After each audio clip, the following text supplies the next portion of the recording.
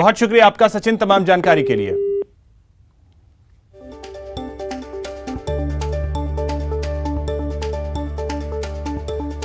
राजधानी जयपुर के पौष इलाके में पेट्रोल पंप पर रिवॉल्वर के दम पर लूट की सनसनीखेज वारदात सामने आई। यह पूरी वारदात सीसीटीवी कैमरे में कैद हो गई। मौके वारदात पर पुलिस के देर से पहुंचने पर सवाल भी उठे।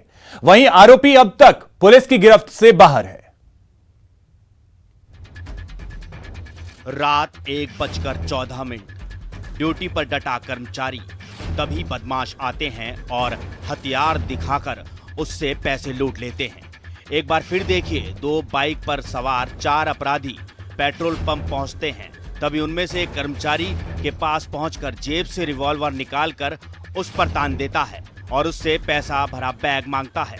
डरा सहमा कर्मचारी बदमाशों को पैसों से भरा बैग थमा देता है और अपराधी आराम से निकल जाता है। तस्वीरें राजधानी जयपुर की हैं। जी हां, शहर में बदमाशों के हौसले इस कदर बढ़ गए हैं कि सरेआम रिवॉल्वर दिखाकर लूट की घटना को अंजाम दे जाते हैं। यह घटना एशिया की सबसे बड़ी कॉलोनी मानसरोवर की है, जिसकी गिनती जयपुर की पौष कॉलोनियों में होती है। लूट की यह घटना वहां लगे सीसीटीवी कैमरे में कैद हो गई। पेट्रोल पंप कर्मचारी ने रात को ही पुलिस को इस घटना की जानकारी दे दी, लेकिन पुलिस वहां नहीं पहुंची। इस घटना के बाद से पेट्रोल पंप कर्मचारी पूरी रात खौफ में रहा। सुबह पंप सुपरवाइजर ने फिर से पुलिस को फोन किया, तब जाकर पुलिस 7:15 पर वहां पहुंची। इस घटना के बाद पुलिस पर सवाल खड़े हो रहे हैं। लूट की घटना के करीब 6 घंटे बीत जाने के बाद पुलिस वहां पहुंची। वहीं आरोपी अब तक पुलिस की गिरफ्त से बाहर है। न्यूज़ 18 राजस्थान के लिए जयपुर से सौरभ ग्रस्ती की रिपोर्ट। अब बात डीजीपी एमएल लाठर के नवाचार की। लाठर ने चांदपोल पुलिस लाइन में आदर्श बैरक का उद्घाटन किया और मेस के खाने का स्वाद भी चखा। इस आदर्श बैरक के अलावा पुलिस लाइन में ही जिम भी शुरू की गई है।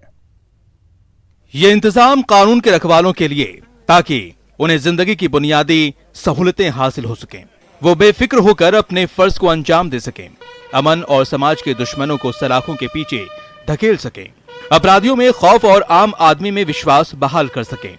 तस्वीरें राजधानी जयपुर की है। डीजीपी एमएल लाठर ने शनिवार को पुलिस लाइन में आदर्श बैरक का उद्घाटन किया।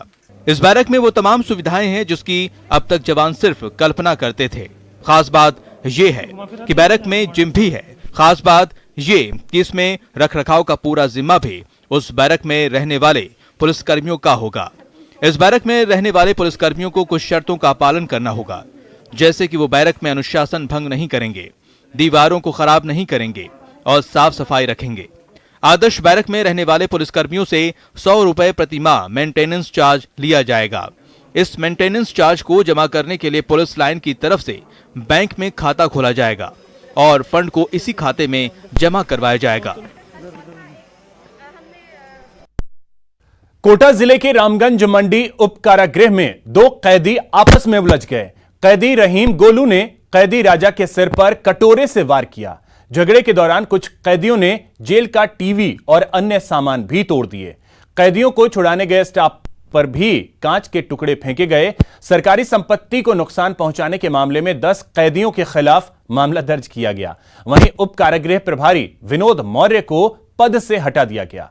अब कोटा से जेल अधीक्षक के साथ आए सुरेंद्र कुमार को रामगंज मंडी जेल का चार्ज दिया गया है।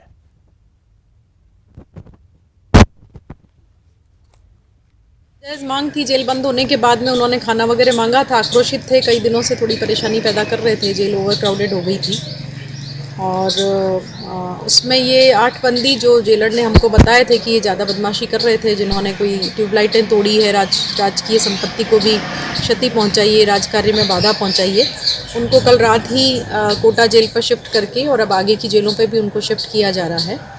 तो 8 बंदी तो यहाँ से शिफ्ट हो चुके हैं, ट्रांसफ़र हो चुके हैं।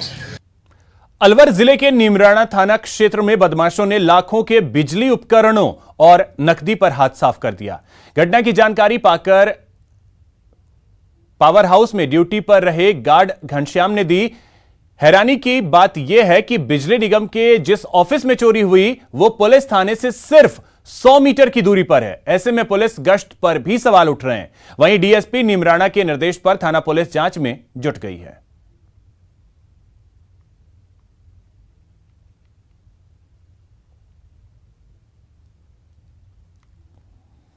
यहां रुकेंगे एक छोटे से ब्रेक के लिए। ब्रेक के बाद आपको दिखाएंगे हल्ला और बवाल जो जारी है।